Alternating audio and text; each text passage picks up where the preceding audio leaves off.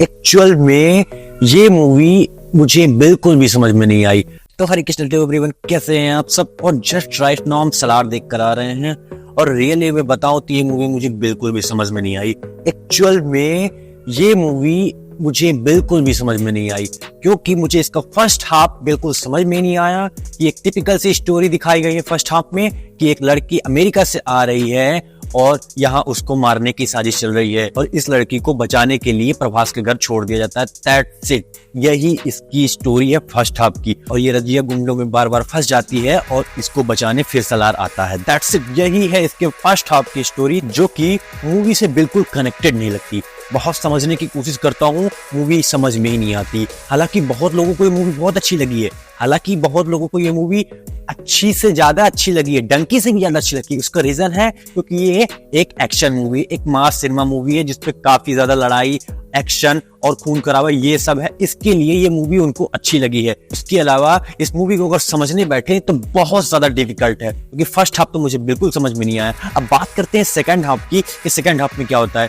तो second half में क्या होता है कि फर्स्ट हाफ को बिल्कुल काट के सेकंड हाफ में सिर्फ बैक स्टोरी बताई जाती है कि क्यों हुआ ये सब, किस लिए हो रहा है ये सब और काहे हो रहा है सब। तो इसी के बारे में सेकंड हाफ में चर्चा होती है और पूरा सेकंड हाफ इसी में निकल जाता है। इनफैक्ट पूरा भी नहीं, अंत में मूवी खत्म हो जाती है एंड अब हमको इंतजार करने पड़ेगा सलार सीज फायर 2 का। दैट्स इट, यही है मूवी की स्टोरी। और सेकंड हाफ की स्टोरी क्या है? सेकंड हाफ की स्टोरी बहुत ज्यादा सिंपल है कि खानसार की गद्दी पर बहुत लोग बैठना चाहते हैं, जिस पर ये बंदा भी बैठना चाहता है, लेकिन इसको मारने के लिए बहुत लोग लगे हुए और सब लोग अपनी अपनी आर्मी बुला लेते हैं, लेकिन इस बंदे के पास कोई आर्मी नहीं रहती और ये बुलाता है सलार को और सलार इन सब के छक्के छुड़ा देता है। और सलार कुछ दिन तो चुप बैठता है, लेकिन at the end of the day वो आखिर बोलना शुरू करता है और बोलने से ज्यादा वो लड़ना शुरू करता है। और जिस तरीके से लड़ता है, जिस तरीके से ब्रूटल एक्शन है, खून खराबा है, लड़ाई है, बहुत ज्यादा अच्छी है।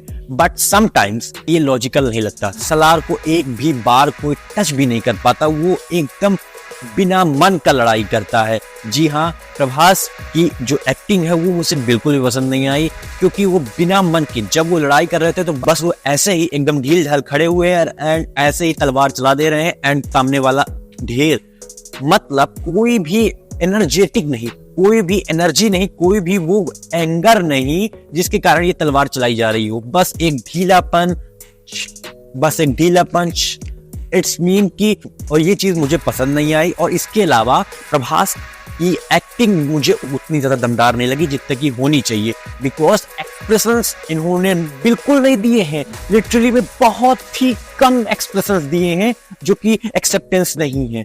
जहां पास एक्सप्रेशंस देने चाहिए, जहां पास इमोशन दिखाने चाहिए, वो बिल्कुल भी इन्होंने नहीं दिखाया है। दूसरी बात अगर करें हीरोइन की यानी कि श्रुति हासन की, उनका भी एक्सप्रेशन बिल्कुल खराब है। बल्कि इसकी जगह प्रभास की माँ और ये मैडम, इन्होंने जिस टाइप की अपनी एनर्जी दिखाई है और जिस तरह की dialogue delivery, intense dialogue delivery, और वो एंगर, वो गुस्सा, वो जो एक एंगर होता है लेडी का, वो साफ दिख रहा है, उनकी बातों में झलक रहा है, उनके शब्दों में झलक रहा है, उनके एक्सप्रेशंस पे झलक रहा है, जो कि बहुत ज्यादा नोटिसेबल है।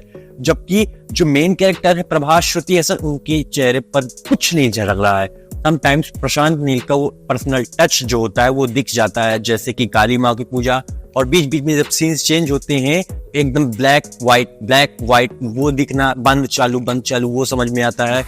और कुछ ऐसी सीन्स हैं जहां पास उनका वो पर्सनल केजीएफ वाला टच दिखाई देता है। जब वो गुंडों को मार रहा होता है तो वो सारी लेडीजें अपने पैर जमीन पर मारती हैं, और कुछ ऐसे सीन्स जहां पास केजीएफ की कॉपी कर दी गई है। जब प्रभास गुंडों को मारता है तो बच्चों का सैल्यूट वाला स्टाइल, वो सब केजीएफ का कॉपी समझ में आता है। लिटरली बताओ तो मुझे इस मूवी से बहुत ज्यादा एक्सपेक्टेशंस थी, लेकिन उतनी ज्यादा एक्सपेक्टेशंस पर ये खरी नहीं उतरी एंड दैट्स इट।